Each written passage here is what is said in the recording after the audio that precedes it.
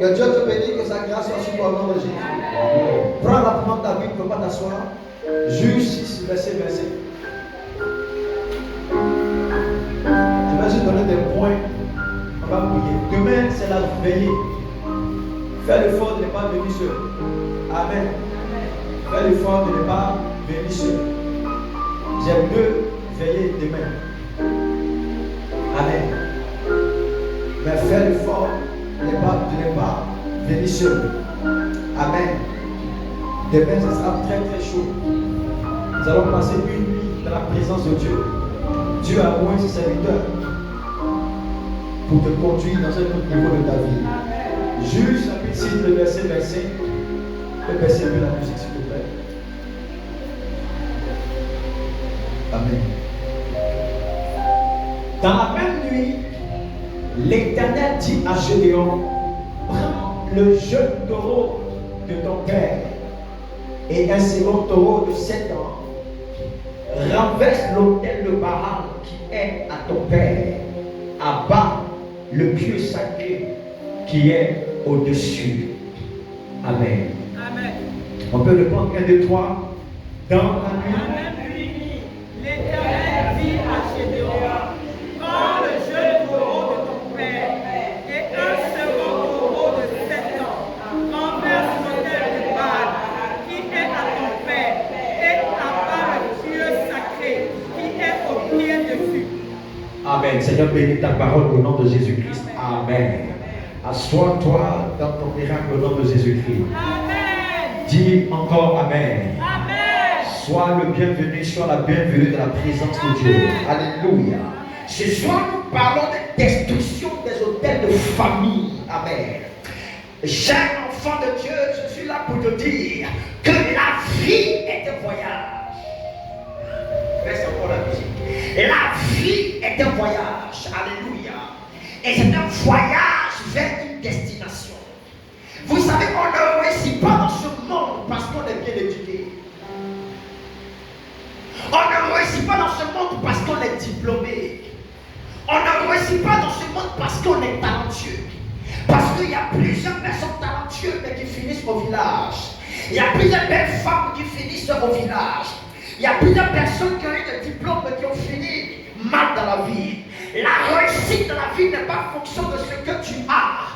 La réussite de la vie n'est pas en fonction de ce que, alléluia, tu as comme potentiel. Amen, amen. Mais la réussite dans la vie, alléluia, est liée à quelque chose de surnaturel et de spirituel. Amen. Excusez-moi, on peut tourner le mentateur comme ça. Amen. Ma fille, t'assois là-bas comme ça. Voilà. Le vent du mentateur, ça me regarde. Alléluia. Tu as pris ton nom, viens prendre ton nom. Non, tu vas prendre l'autre dessus. Tu vas prendre l'autre devant. Hein?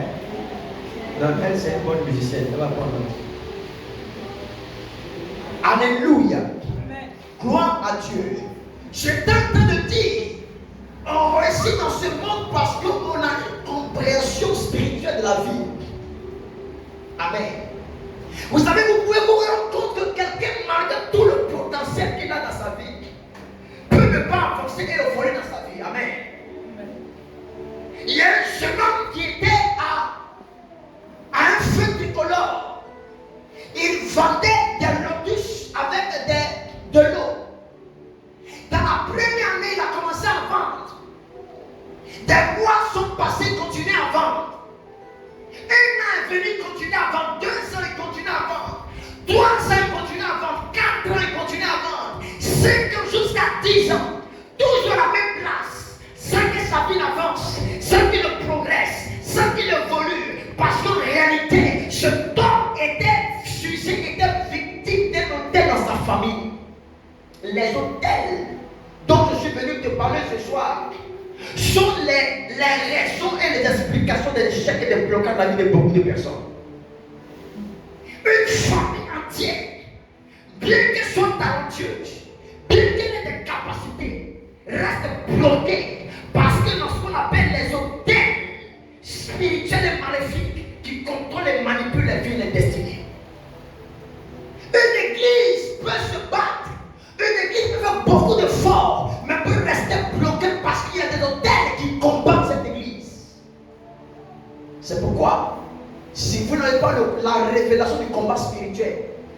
vous n'avancerez pas dans votre vie et dans tout ce que vous entreprenez dans votre vie.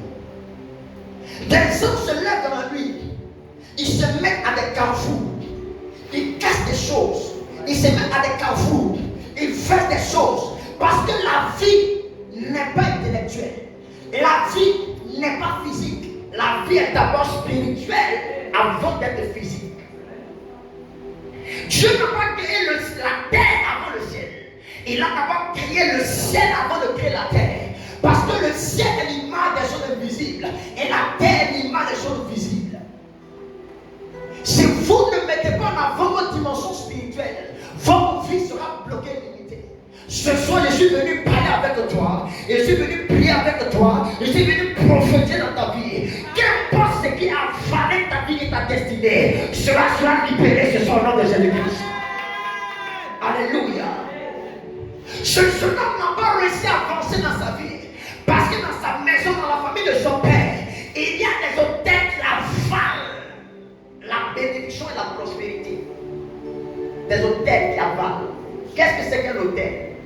Un hôtel, c'est une plateforme spirituelle qui permet à une entité spirituelle d'accéder à la dimension physique et aussi de permettre à ceux qui sont dans la dimension physique d'accéder à la dimension spirituelle. Un hôtel, c'est un marché spirituel, comme le grand marché de Koumassi. L'hôtel, c'est un marché spirituel où il y a des transactions spirituelles.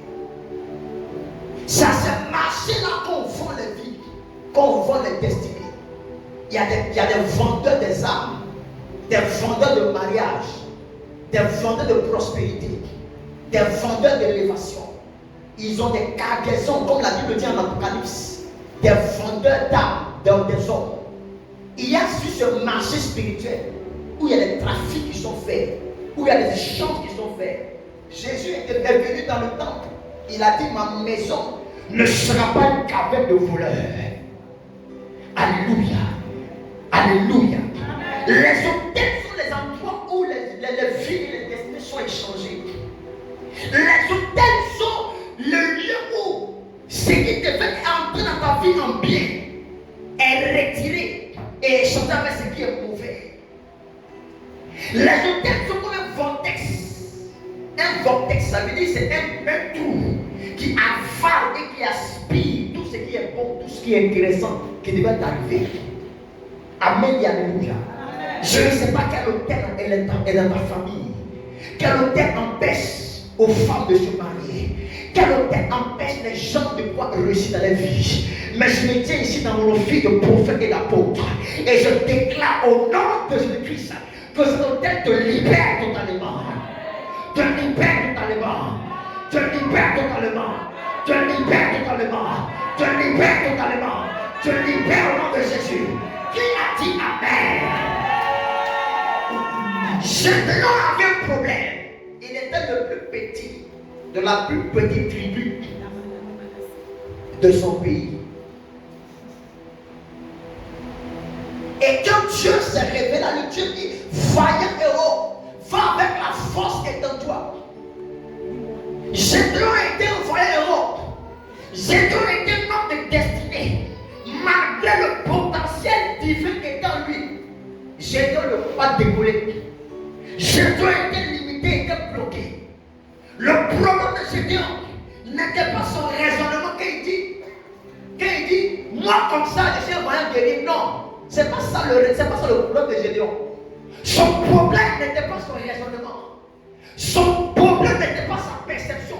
Son problème était l'autel de Baal de son père. Il faut mettre le verset. Le problème de Gédéon, c'est l'autel de Baal de son père qui était dans la maison de son père. C'est l'autel là qui faisait qu'il n'y avait pas la grandeur, il n'y avait pas l'élévation, il n'y avait pas la victoire, il n'y avait pas la prospérité, il n'y avait pas la percée. C'est l'autel dans la maison de son père. Cet autel qui combattait la destinée de Gédéon. Il était un vaillant héros, mais il était victime de la manipulation de la sorcellerie. Et le père voyait l'autre, mais il continue à quémander. Tu es une belle femme, talentueuse, mais tu continues de quémander. Parce que comme Gédéon, il y a un autel qui combat ta vie et ta destinée. Comme Gédéon, il y a un autel qui freine ta vie et ta destinée. Comme Gédéon, il y a un autel qui obscurcit l'étoile de ta vie. Comme Gédéon, il y a un autel qui s'oppose à ce que tu ailles de l'avant. Quand tu essaies d'avancer, l'autel te ramène en arrière. Quand tu essaies de monter, l'autel te ramène en bas. Quand tu essaies de quitter l'endroit, l'autel te ramène au même endroit. Tu es toujours à la même place, à la même position, parce qu'un autel empêche que tu avances dans ta vie. L'autel ne connaît pas fait de l'homme de Dieu. Tu peux même être un homme de Dieu et puis être victime des autels. Tu peux être un prophète patenté, moué par Dieu, prophétisant sur les rois, sur les nations, mais être victime d'un autel. L'un même père dans la foi avait son ministère qui était beaucoup troublé. Il se débattait dans le ministère. Des jeûnes de 40 jours, c'est lui-même qui m'a appris à faire les jeûnes de 40 jours. Il était un homme de jeûne et de prière, mais son ministère avait du mal à décoller. Un jour, dans ces 40 jours de jeûne, il allait prier, il a dit à Dieu, Seigneur, qu'est-ce qui ne va pas dans ma vie? Qu'est-ce qui ne va pas dans ma vie? Et Dieu, maintenant, lui révèle quelque chose. Il voit un esprit qui lui apparaît. Un esprit qui lui apparaît. Et l'esprit lui dit, c'est moi qui tiens la gloire de votre famille. Malgré toute l'onction que tu as, tu pries pour les autres, ils sont bénis. Tu prophétises, ils sont restaurés. Mais toi, la gloire ne peut pas être manifestée. C'est moi qui tiens la gloire de ta famille. Il a donc commencé à prier. Il a commencé à agresser cet hôtel. Il a commencé à combattre cet hôtel. Jusqu'à ce que Dieu le restaure. Après ces 40 jours de jeûne, un monsieur est venu donner 11 millions. Amen. Vous savez ça qu'on a perdu dans les temps. Après ça, le monsieur est venu lui offrir une voiture. Je te parle des années 2005 par là. On lui a offert une voiture. Il habitait en face de l'église, comme ici, mais ici, et puis en face de l'immeuble qu'elle a, c'est là qu'il habitait, en face comme ça. Il a déménagé, il est parti vivre à Hongrie. Il a pris une belle maison. L'école de son fils, son petit-fils, il a 600 000 francs CFA. Un galéré, malgré toute l'onction qu'il avait. Mais l'hôtel à Séoussou. C'est comme ça l'esprit là s'appelait. À Séoussou. C'est pas vrai, c'est pas vrai. Ça veut dire quoi? C'est dit à Séoussou. À Séoussou. Alléluia. Assez sur la terre. Oussou. Alléluia. Cet esprit contrôlait la gloire de sa famille. Il ne peut pas avancer. Eux tous ont problème de femmes dans les familles. Ça les contrôlait, ça les manipulait. Mais quand il a vaincu cet hôtel, ce homme de Dieu a voyagé. Son premier voyage après avion, il est parti. Cet homme devait pouvoir voyager dans sa vie. Il devait être prospère dans sa vie. Mais il y a une mémoire. Il y a un marché. Il y a un trafic qui se faisait autour de lui.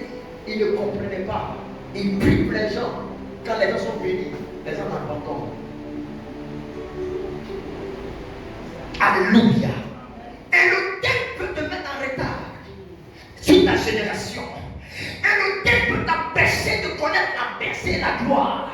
Tu es ici. Il y a un hôtel qui te combat dans la famille de ta mère. Il y a un hôtel qui te combat dans la famille de ton père. Il y a un hôtel qui te combat dans le quartier où tu vis. Parfois, quand je vais aider des gens pour leur délivrance, je leur demande seulement il faut déménager. Le quartier où tu vis là, il y a des quartiers quand tu vas, tu ne peux jamais avoir l'argent. Alléluia. Il y a un quartier où je vivais là. Les gens ne m'ont jamais donné comme ça 1 million comme offrande. Bon, 1 million c'est tout. Ils ne m'ont jamais donné 200 000 même.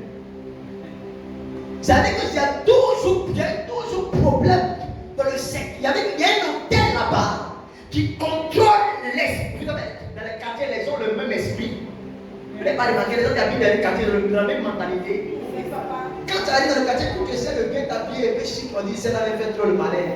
Parce que dans leur mentalité de quartier là, il faut t'habiller, il faut manger un peu au quartier, il faut manger, il faut être là avec eux. Quand toi tu essaies de te démarquer, on trouve que tu es orgueilleux. Parce que dans un quartier, il y a des esprits qui contrôlent le quartier. Les jeunes là-bas sont alcooliques. Les filles là-bas se donnent facilement aux hommes. Il y a un désordre. Et puis c'est comme ça ils sont. Parce que c'est l'esprit qui gouverne là. Il y a un hôtel qui est bâti. L'esprit là est assis sur l'hôtel. Alléluia. La première fois que je suis allé dans le quartier de Gonzague, quand je suis à la première fois, j'étais allé prier pour quelqu'un là-bas. Quand je suis entré à l'entrée comme ça là, dans un carrefour là, j'ai vu un esprit. Il souffle sur les gens. Quand ils rentrent, quand tu rentres, ils font. Quand il souffle sur toi là, ta lumière c'est ton feu de terre. Tu as un peu de prière, mais quand tu arrives dans le quartier là, tous les pasteurs qui sont arrivés là-bas. Vous ne connaissez pas la mer en face. Tu pries, mais tu commences à prier d'abord les premiers mois, tu pries. Mais après 4 mois, tu donnes sommeil sur effort. Tu dors, ça ne finit pas. Les hôtels sont bâtis sur la terre. Les hôtels sont bâtis dans les eaux. Les hôtels sont bâtis dans l'atmosphère. Les hôtels sont bâtis sur les montagnes. Et ça agit sur la mentalité et sur l'atmosphère d'un secteur. Tous ceux qui sont sur le territoire sont influencés par l'hôtel. Tous ceux qui sont dans la famille sont influencés par l'hôtel. Tous ceux qui sont ressortissants de ce village sont influencés par cet hôtel. Tous ceux qui sont dans la même tribu, du même groupe ethnique, ont ce même problème. Parce qu'il y a un hôtel qui contrôle et qui manipule les vies et les destinées. Quand on parle de briser les hôtels, on va voir ça comme amusement. On va voir ça comme amusement. Dieu a parlé à Abraham. Il dit, quitte la maison de ton père. Ton problème, Abraham, que tu n'arrives pas à avoir enfant là, c'est la maison de ton père. Le problème qui est que tu n'arrives pas à avoir une descendance là, c'est la maison de ton père. Quitte la maison de ton père, quitte le territoire, quitte ta patrie et va dans un pays que mon Dieu, je te montrerai. Dieu d'Abraham sort. Abraham, quitte là-bas. Il y a des hôtels, ils habitaient la Mésopotamie. Là-bas, là, c'est des sorciers, c'est des féticheurs. Là-bas, il y a trop d'idolâtrie. Si tu restes dans cet environnement, tu ne pourras pas marcher dans ta vie. Ce soir, que la main de Dieu te fasse sortir de là où Jésus-Christ. Comme Abraham, sors de la maison de ton père. Comme Abraham, sois libéré pour prospérer. Alléluia. Quand Abraham est sorti à son 15 ans, il était encore chez son père. À son 15 ans, il était encore chez son papa. Il est barbu jusqu'à la barbe blanche. Il est encore chez son papa. À 75 ans, il n'a pas encore enfant. Il n'a pas encore pris son indépendance. Il est encore dans la maison de ses parents. À 75 ans, il n'a pas encore acheté sa première voiture. Il est encore dans la maison de ses parents. Mais quand Abraham a été libéré de cet hôtel, les temps qui ont suivi, Dieu a commencé à le rendre prospère et élevé. Je prie pour toi ce soir, que ta gloire apparaisse. Que ta prospérité apparaisse. L'hôtel qui a avalé les choses de toi, les vomit au nom de Christ. Je brise l'hôtel qui combat ta gloire. Si tu m'as dit Amen, ça va t'aider. La première chose sur l'hôtel, il faut que tu écrives ça. Amen. Ce message là, vous ne le verrez pas quelque part. Si vous entendez ça quelque part, c'est que le prophète a prêché ça. D'ailleurs, je pense que c'est la deuxième fois que je prêche ça. Amen. La première chose sur l'hôtel de Dieu ici, c'est que les hôtels maléfiques polluent l'atmosphère spirituelle de ta vie et exposent ta vie à l'échec et la malédiction. Les hôtels des familles ou les hôtels maléfiques là, ça pollue ton environnement spirituel et ça t'expose à l'échec et à la malédiction.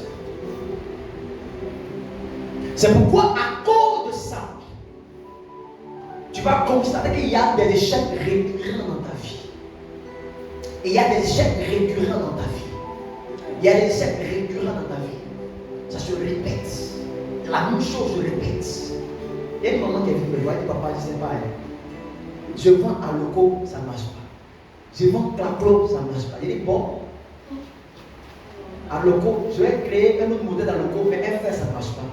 Je vends piment, mais ça ne marche pas. Je vends huile, même ça ne marche pas. Je vends assiette, même ça ne marche pas. Je fais ça, ça ne marche pas. Je fais panini, ça ne marche pas. Je vends aubergine, ça ne marche pas. Je vends piment, ça ne marche pas. Elle dit, papa, je vais faire quelque chose qui a marché. Amen. Les échecs réguliers et la malédiction. Tout à l'heure, on a lu le verset de la malédiction. Ésaïe 24, verset 10. Il dit la malédiction qui dévore. Parce que la malédiction a un pouvoir de manger, de dévorer ce qui reste dans ta vie. Et l'autel, ça pollue. Vous savez, c'est quoi une pollution? Une pollution, c'est quoi? C'est la dégradation de l'air. C'est l'empoisonnement de l'environnement. Ça on appelle la pollution. Les usines qui sont en zone ici, il y a zone ici, non? Zone industrielle à l'époque. Comment si? Amen, amen. Si tu as déjà été dans un pays comme Indonésie ou même Jakarta, des pays où la pollution est trop élevée, il y a beaucoup de CO2 dans l'atmosphère. Et les pollutions, ça rend malade. Les pollutions, ça dégrade la vie, la santé. Ça agit sur le poumon, ça agit même sur la peau. Ça détruit. Il y a un temps pour que je priais là, elle est au port ici. Elle est au port. Elle habite près d'une entreprise de cimenterie. Cimenterie. C'est où ça? Au port là, non? C'est là-bas. Le port, c'est là-bas. Amen. Ciment là, il y a des particules de ciment dans l'air. Ça se pose chaque fois sur les maisons. Les gens respirent ça. La dame là, elle touche toujours. Ma fille va me plaindre. Oh, c'est plein, oh, c'est plein. Mais ça ne va pas, on est dans le pays là, vous connaissez. Oh, c'est plein, mais ça va nulle part. La pollution, ça rend tellement. Elle touche quand ça gosse, elle touche des papiers. Dieu merci, on a déplacé le bureau, maintenant on les a amenés un peu plus dans le port là. Elle a été sauvée. Amen. Les hôtels polluent ton environnement. Les choses qui sont censées être faciles pour toi, ça se complique. Parce qu'il y a donc une pollution spirituelle, tout est pollué. Ça sent mauvais. C'est pas intéressant. Les gens ne veulent pas s'approcher de toi. Parce que l'hôtel là, ça pollue tes relations. Ça pollue tes affaires. Ça pollue tes projets. Ça pollue tout ce que tu entreprends. Ça t'expose à l'échec. Mais l'échec récurrent. Quelqu'un a dit, avant de réussir, il faut connaître aussi l'échec. L'échec fait partie de la vie. Mais quand l'échec est récurrent, alléluia. Jusqu'à mon petit nom, c'est échec. Tellement que tu échec, on dit échec. Tellement que c'est échec. Deuxième révélation sur les hôtels que tu dois savoir, c'est quoi tu dois les détruire. Les hôtels donnent un droit légal aux esprits d'accéder à ta vie. Un hôtel, ça donne un droit légal aux esprits, aux démons d'accéder à ta vie. C'est comme si les hôtels là ouvrent des portes spirituelles sur ta vie. Où est ton cahier, ma fille? Où est ton cahier? Où est ton cahier? Où est ton cahier? Amen. À partir de désormais, prenez vos cahiers. Alléluia. Les hôtels donnent. Maman Marie, où est ton cahier? Les hôtels donnent un accès aux esprits. Ça leur. Maman Lucie, où est ton cahier? On va prendre en même temps. Ça. Maman qui elle avait sa tête.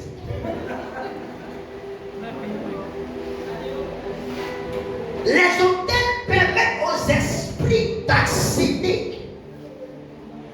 Ça veut dire qu'il y a une facilité pour eux de travailler dans ta vie parce qu'ils ont un droit légal à cause des notaires de ta famille. C'est parce qu'il y a un notaire dans ta famille que lui, l'esprit là, il a accès à ta vie. Il a un pouvoir sur toi. Il a une mainmise, il a une domination, il a un contrôle. Il peut rentrer et puis sortir comme c'est un marché. Il a dit que les hôtels sont des marchés, non? Quand tu rentres dans le marché, là, jamais tu demandes la permission. Même les fous rentrent dans le marché et personne ne peut les quitter. Donc quand il y a des hôtels dans ta famille, les esprits peuvent entrer. Ils ouvrent des portes. Ces portes-là font que tout le monde, n'importe qui peut entrer et peut faire ce qu'il a envie de faire dans ta vie. Ce soir, je ferme ces portes au nom de Jésus-Christ. Je ferme ces portes au nom de Jésus-Christ. Ce droit légal est ôté au nom de Jésus-Christ. Et que ces portes spirituelles se ferment. Qui a dit le feu? Qui a dit fire? Qui m'a dit fire? Fire! Alléluia. J'aime ce point que justement tu m'apprends à donner maintenant. Troisième révélation sur les hôtels maléfiques. Les hôtels de famille te privent de la prééminence et de la gloire de la destinée. Ça te prive de la prééminence et de la gloire. Vous savez ce que c'est que la prééminence? C'est la place de premier. C'est la place de premier. Souvent je pose la question aux gens, qui n'a jamais été premier à l'école? Levez la main. Qui n'a jamais été premier à l'école? S'il n'a jamais été premier à l'école, il faut que tu sois premier dans quelque chose. Parce que en fait, les hôtels maléfiques travaillent à te priver de prééminence. Que tu perds la première place dans la vie. Que tu ne sois pas au premier rang dans la vie. Même quand tu vas à une cérémonie, que tu es le premier arrivé, tu t'assois normalement devant. Mais les gens vont faire une combi, ils vont te prendre là, ils vont t'amener derrière. Vous avez jamais vu ce choses là? Moi, je peux faire par là dans ma vie. Je peux faire par là. Moi, ici, venir premier, je peux faire son derrière. Si il m'a sorti ici, la personne s'assoit ici. Je fais ça, je peux faire ça dans ma vie. Mais en fait, ce sont des hôtels qui font ça. Ça paraît anodin. Ça paraît quelque chose de simple. Mais c'est l'hôtel qui font ça. Tu es brillant de code, mais tu n'as jamais été premier de classe. Tu viens premier dans un endroit, la même place, comment c'est pour toi. Mais bizarrement, tu te mets derrière. Bizarrement. Ou même tu te fais l'effort d'arriver le premier là, mais quand tu arrives, il y a toujours quelqu'un qui est devant toi. C'est pas anodin. C'est pas anodin. Prépare ça comme des jeux. C'est très spirituel. Tu dis qu'aujourd'hui, il y a tout fait par le premier. Mais le jour qui arrive, il y a 10 personnes devant toi déjà. Parce qu'il y a les hôtels là qui prient de la prééminence, de la première place. Tu ne peux jamais être premier, toujours deuxième, ou bien dernier. Tu ne peux jamais être premier, toujours huitième, ex-aequo. Jamais premier. Ou bien si les premiers ex-aequo. La couronne là, il partage avec quelqu'un.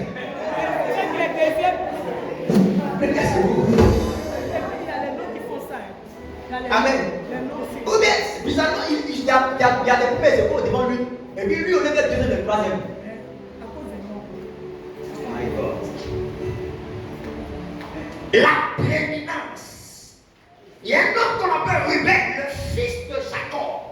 La Bible dit qu'il a soulevé la couille de son père. Et son père a dit que tu perds la prééminence. La prééminence, ça veut dire quoi? C'est la position d'honneur. La prééminence, c'est la position de valeur. Quand tu es premier, tu as honneur, c'est pas ça. La Bible dit que vous serez la tête et non la tête. Ça veut dire quoi? Vous serez prééminent. Tu seras premier. Mais les hôtels, il faut que tu ne peux jamais premier. Malgré tous tes efforts, toujours quelqu'un qui se place devant toi. Et puis, le diable te fait croire que mais Deuxième, c'est pas mal. Pourquoi deuxième, c'est pas mal?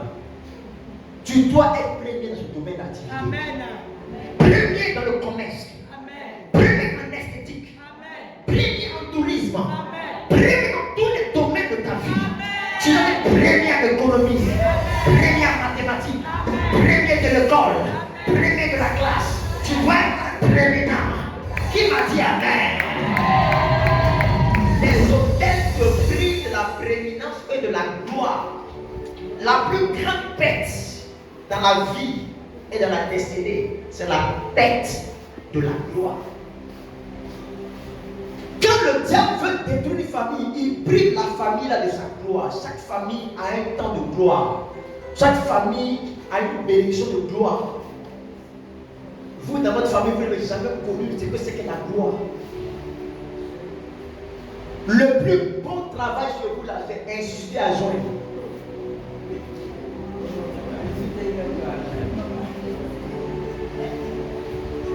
Le plus bon travail sur vous, là, c'est secrétaire d'école publique ou école primaire et privée.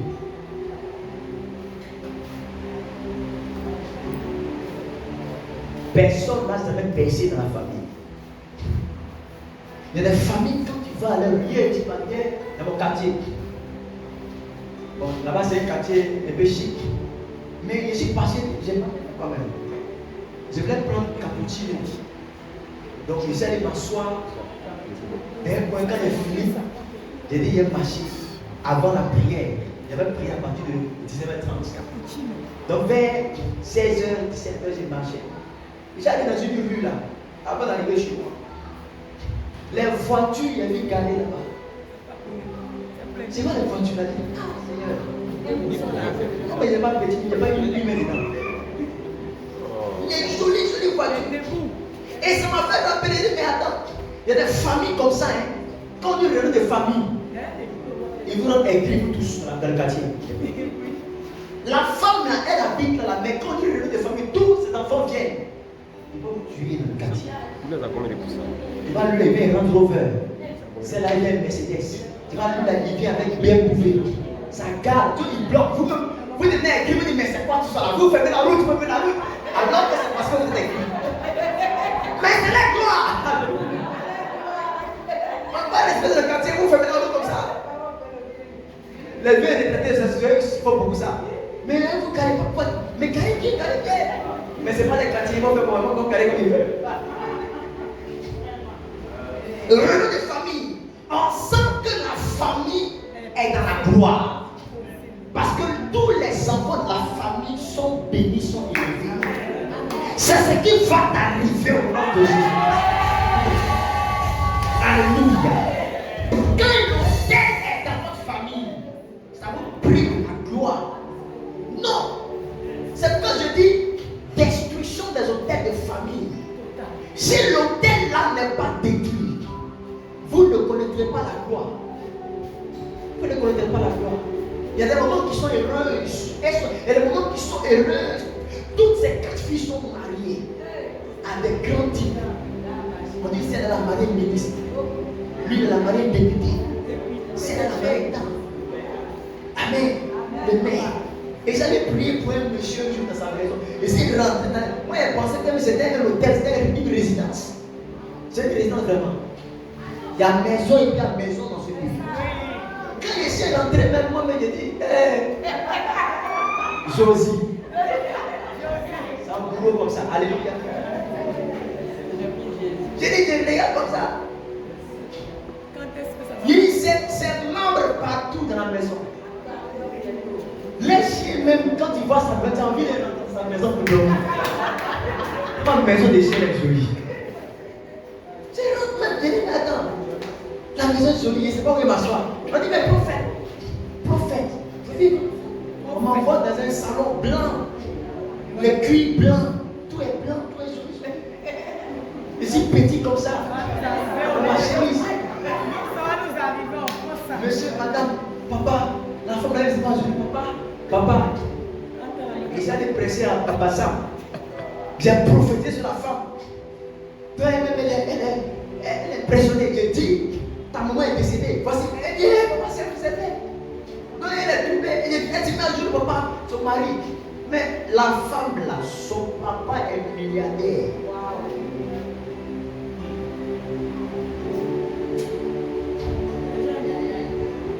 Son mari même, il a d'abord l'argent, mais il a l'âme. Lui, il a l'âme, c'est pas l'argent, c'est l'âme. Parce que l'argent et puis l'âme, c'est deux choses. Quand un hôtel de combat, tu peux vivre aux États-Unis et puis être pauvre. Quand un hôtel de combat, tu peux être dans un endroit où tout le monde a sa propre maison, puis tu es le seul qui est en location. Et puis tu luttes même pour louer. Et ça, de consacrer une maison à Fékessé. Il y a une cité là-bas, je ne sais pas comment on appelle la cité. On dit Fékessé. Tout le monde. Toute la cité ne veut pas avoir de locataires dans les quartiers, dans les cités. C'est eux-mêmes qui ne veulent pas avoir de locataires dans les cités. Venez pas nous salir, venez pas nous déranger dans nos coins. Parce que les locataires font trop de bruit. On ne veut pas des gens. Donc, il y a un gardien qui te rentre pour dire, monsieur, tu veux voir qui? Si tu es bien, il faut rester là-bas. Il faut rentrer dans le trafic si tu as une voiture. Ah, mais c'est pas de quelle cité qu'on appelle la cité. Mais mon fils me dit, tout le monde ici est propriétaire de sa maison. Il y a un propriétaire qui a commencé à faire des travaux dans sa maison pour faire des maisons, des chambres, tout ça pour la location. Ils ont fait une pétition, ils l'ont arrêté en même temps. Le syndicat, voilà, le syndicat, ils ont arrêté. Non, on ne veut pas de pauvres dans notre quartier. Où ils jouaient. Je ne parle pas. Mais dans un quartier, il y a deux personnes qui louent une maison là-bas quand même. Je dis vraiment, vous là, vous encore ici.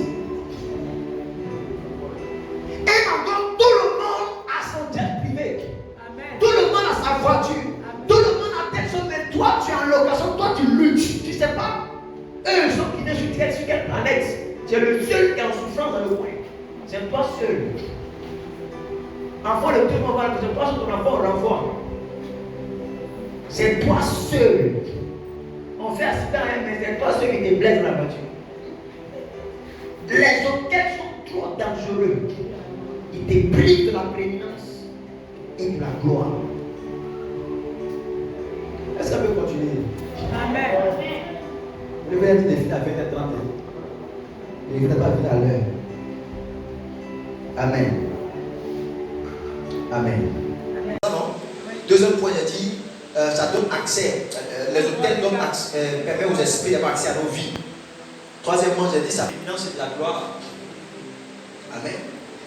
Quatrième chose, les hôtels voilent la révélation de ton identité.